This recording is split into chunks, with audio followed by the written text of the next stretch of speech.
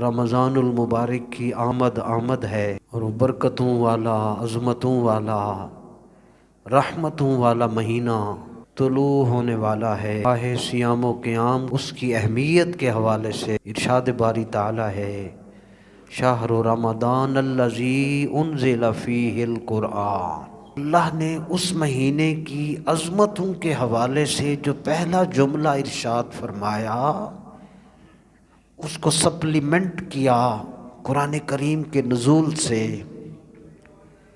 کہ رمضان المبارک وہ عظمتوں والا مہینہ ہے جس میں قرآن کریم اتارا گیا۔ پوری کائنات کے 200 ملکوں کو آپ دیکھ لیں، ان کے لٹریچر کو دیکھ لیں، ان کی ساری چیزوں کو آپ دیکھ لیں، یہ قرآن کریم صرف ان لوگوں کے پاس ہے جن کو رسول اللہ کا دامن ملا ہوا ہے۔ کسی اور کے پاس قرآن کریم نہیں ہے، یہ صرف حضور کی امت کو عطا ہوا، اور اسی مہینہ میں اس قرآن کے نزول کا آغاز ہوا۔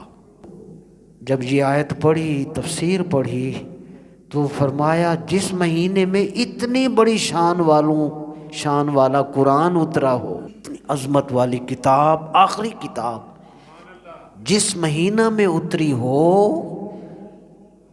پھر اس کا تقاضا یہ ہے کہ اس مہینے کا ہر لمحہ اللہ کی عبادت میں گزارا جائے۔ اس مہینے کا ہر لمحہ اس پروردگار کی شکر میں، عبادت میں گزارا جائے کہ یا اللہ تیرا شکر ہے تو نے ہمیں قرآن کریم جیسی کتاب عطا فرمائی۔ اور اس شکر کی عملی صورت کیا ہے؟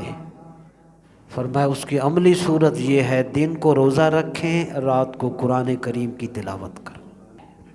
عملاً رمضان المبارک کے احترام کی صورت یہی ہے، دن کو روزہ، رات کو تلاوت۔